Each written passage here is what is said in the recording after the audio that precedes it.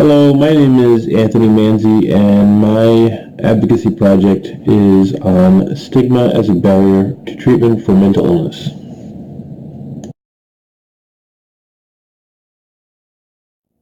Stigma is defined as a mark of disgrace or a stain on one's reputation. Stigma erodes the confidence that mental illnesses are real, treatable health conditions. We have allowed stigma to put up barriers around treatment and recovery. It's time to break down those barriers. 1 in 4 Americans suffer from mental illness. 66% of these people will not seek treatment. 80% of those people who did not seek treatment for mental illness identified stigma as the main barrier. Many of them report that they have fear for judgment, isolation, and discrimination. Much of the general public gains their, for lack of a better word, knowledge on mental illness from what they see and hear on TV, movies, and other media outlets.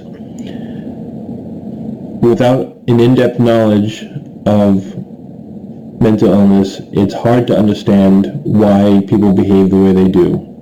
But if we educate people to understand that behavior is a symptom of somebody's illness, it can be better understood and tolerated. We also need to understand that shaming people for mental illness prevents them from seeking treatment. Using words like bipolar, psycho, retarded, or joking about OCD is detrimental to the people who suffer from those diseases and presents as a barrier from them seeking treatment for fear of being judged.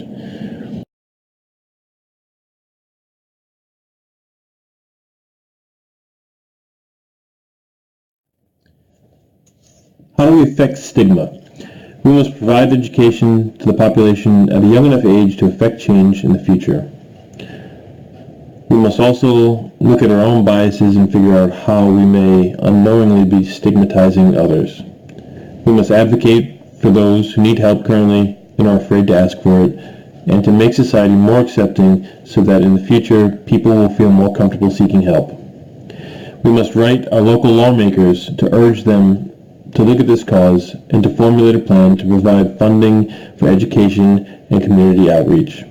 We must not be afraid to talk about our own struggles with mental illness. Furthering the conversation strengthens the cause.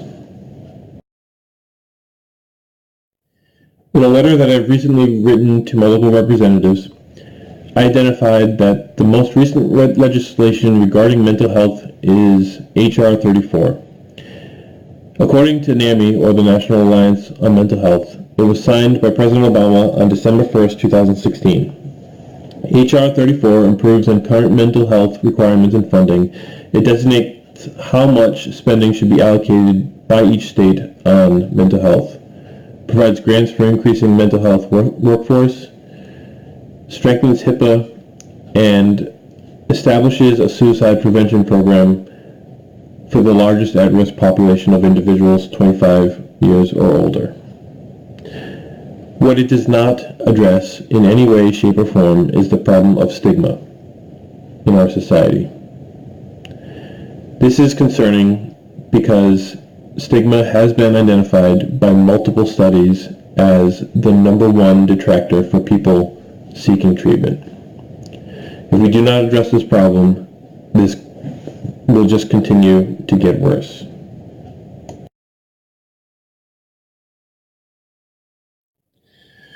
According to Britain's Time for Change program, affecting the understanding of mental illness in children ages 14 to 18 will help prevent stigma and self-stigmatization, as well as promote the identification of those in need of services. I have developed a brief PowerPoint presentation with discussion points to be presented to high school students regarding definition of stigma and discrimination, prevalence of mental illness, self-exploration of bias, stigma in the media, and stigma as a barrier for treatment. I feel that educating young people about mental illness will promote a better understanding, better tolerance, and hopefully help them recognize people who might need help to prevent more serious outcomes.